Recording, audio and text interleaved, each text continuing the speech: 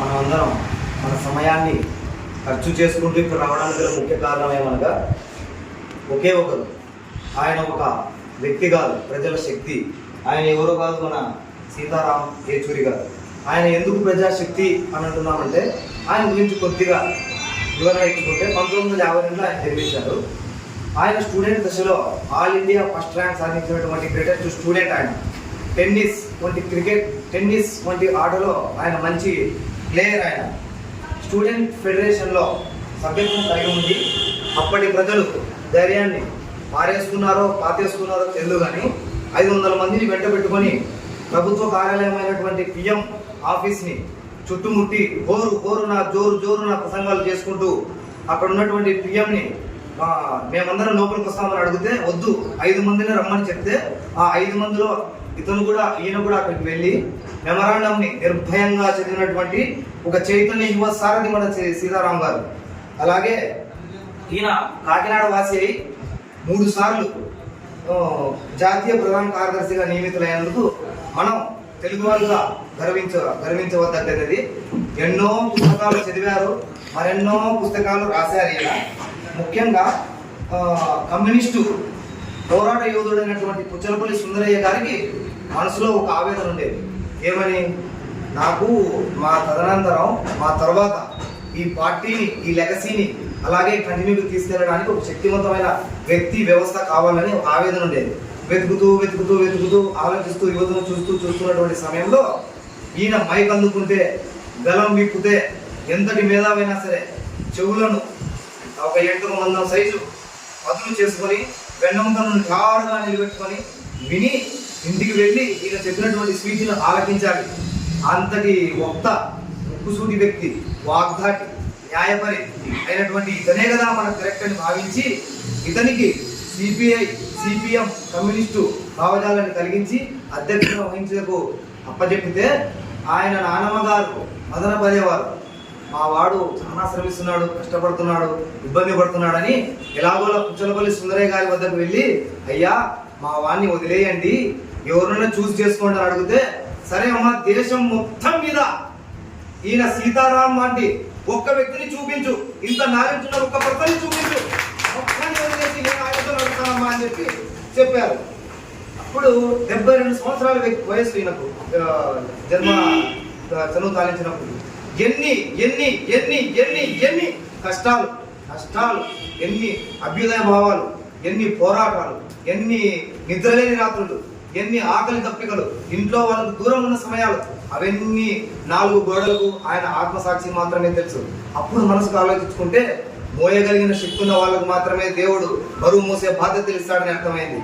తర్వాత ప్రతి ఒక్కరిలో ఇంకొకడు ఉంటాడు. వాడిని నిద్ర లేపడానికి అక్కడ ఉన్నటువంటి స్థితిగతులను బట్టి ఇంకొకటిని మేల్కొలుపుతాడు. ఈ ప్రభావితమైన పరిస్థితులను అర్థం చేసుకున్న పుచ్చలపల్లి సుందరయ్య గారు ఇతను కదా మన ఎర్రటి సూర్యుడు అని భావించారు. ఎక్కువ సమయం లేదు కాబట్టి భూమి మోస్తున్నంత కాలం, ఆకాశం మనల్ని పరిశీలిస్తున్నంత కాలం మావో, మార్క్స్, లెనిన్, ఈ పుచ్చలపల్లి సుందరయ్య గారు, అలాగే మన సీతారాం యేచూరి గారు లాంటి వాళ్ళని మనము మన గుండెలలో సింహాసనాన్ని ఇచ్చి వాళ్ళని స్మరించుకుంటూ ఉండాలని ఆశిస్తూ జోహార్ సీతారాం యేచూరి గారికి జోహార్. అలాగే ఈ సభను ఉద్దేశిస్తూ మండల కార్యదర్శి అయినటువంటి గుంటూరు మోహన్ గారిని 2 మాటలు మాట్లాడాల్సిందిగా కోరుతున్నాను. మాత్రమే కాకుండా దేశానికి కూడా అనేక రంగాల అభివృద్ధిలో కానీ ఆర్థిక సామాజిక వ్యవహారాల్లో కానీ ఆయన లోటు తీర్చలేనిది. ఆయన కమ్యూనిస్ట్ పార్టీలో ఉన్నప్పటికీ కూడా ప్రభుత్వానికి, సిపిఎం పార్టీ అధికారంలో ఉన్నటువంటి ప్రభుత్వ కొన్ని 3 రాష్ట్రాలు ఉండేది, వాటికి చక్కని ఆర్థిక సలహాలు ఇస్తూ ముందుకు నడిపేవారు. మరి ఆయన జీవన విధానాన్ని, బాల్యాన్ని ఒకసారి పరిశీలించినట్లయితే 1952 ఆగస్టు 12వ తారీఖున ఆయన మెడ్రాస్లో జన్మించారు. అప్పుడు మనకి తెలుగు రాష్ట్రమే, తెలుగువారి కుటుంబంలో జన్మించారు. మరి ఆయన 1974లో ఎస్ఎఫ్ఐలో చేరి ఆ జేఎన్యూలో అంటే జవహర్లాల్ నెహ్రూ యూనివర్సిటీలోనే స్టూడెంట్ ఫెడరేషన్ లీడర్ అయ్యారు. 1984లో 75లోని సిపిఎంలో చేరారు. 1984లో కేంద్ర కమిటీ సభ్యుడయ్యారు. 1992లో పోలిట్ బ్యూరో సభ్యుడయ్యారు సిపిఎం పార్టీకి. 2005లో పశ్చిమ బెంగాల్ నుంచి మొట్టమొదటిసారిగా రాజ్యసభకి ఎన్నికై 1996లో యునైటెడ్ ఫ్రంట్ ఆ ప్రభుత్వం ఏర్పడినప్పుడు అందులో కీలక పాత్ర పోషించారు. అందులో ఉన్నటువంటి లొసుగులను, ఆ మిత్రపక్షాల మధ్య ఉన్నటువంటి లోపాలను ఇండైరెక్ట్గా కానీ డైరెక్ట్గా కానీ చాలా చక్కగా వివరించి ప్రభుత్వం ముందుకు నడపడానికి చాలా కృషి చేశారు. ఈయన కృషి సిపిఎం పార్టీకి, అప్పటి మిత్రపక్షాలైనటువంటి 13 పార్టీలకు చాలా చక్కగా తెలుసు.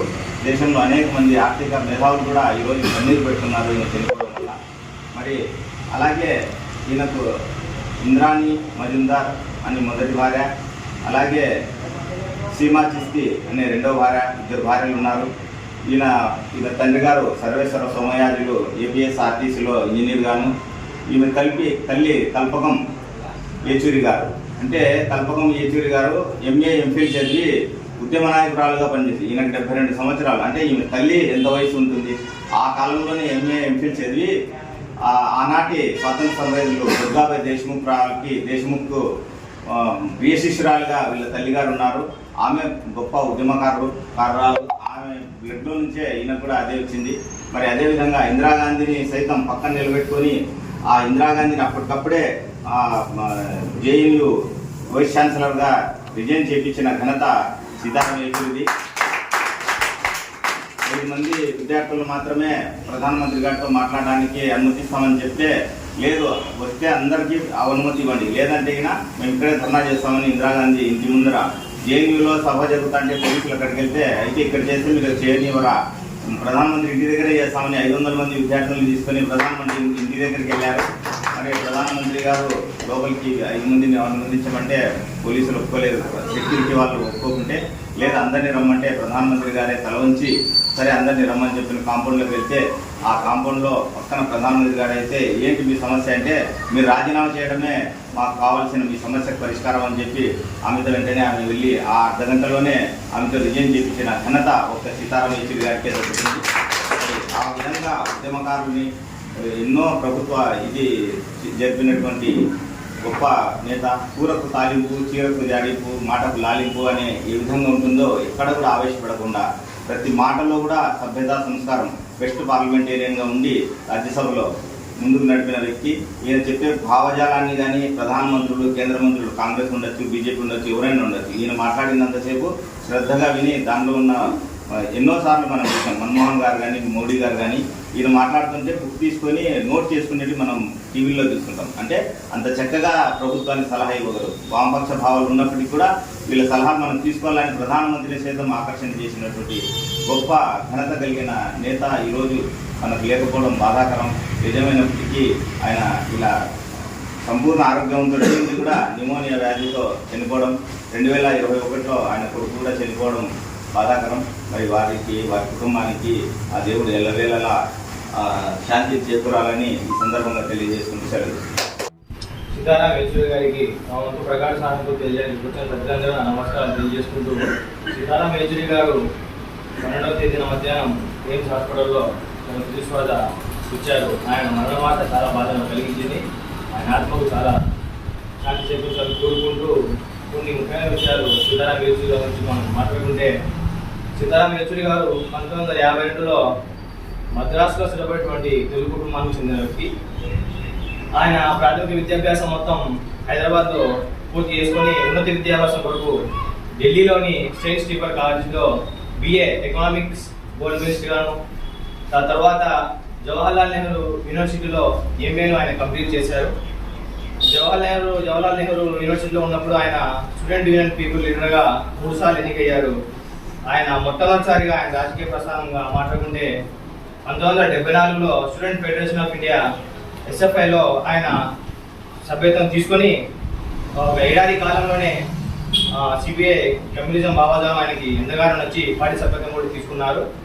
ఆయన 1977లో ఇందాక రజాగౌరవ చెప్పినట్టు ఆయన ఇందిరాగాంధీ గారిని, అప్పటి ప్రధానమంత్రి ఇందిరాగాంధీ సైతం లెక్క చేయకుండా అప్పటి జవహర్లాల్ నెహ్రూ యూనివర్సిటీ ఛాన్సలర్గా ఆమెను రాజీనామా చేయించాలని చెప్పి ఒక స్టూడెంట్ మార్చ్ని నిర్వహించి ఆదేశం తీసుకొని అక్కడికి వెళ్ళి ఆ వినతి పత్రాన్ని, ఆ డిమాండ్ నోటీస్ని ఆమె ఎదుట నిలబడి చదివి వినిపించి రాజీనామా ఒప్పించి చేయించగల ఉక్కు మనిషి మన సీతారాం యేచూరి గారు. అక్కడి నుంచి ఆయన రాజకీయ ప్రస్థానం అంచెలంచెలుగా ఎదుగుతూ వెళ్ళింది.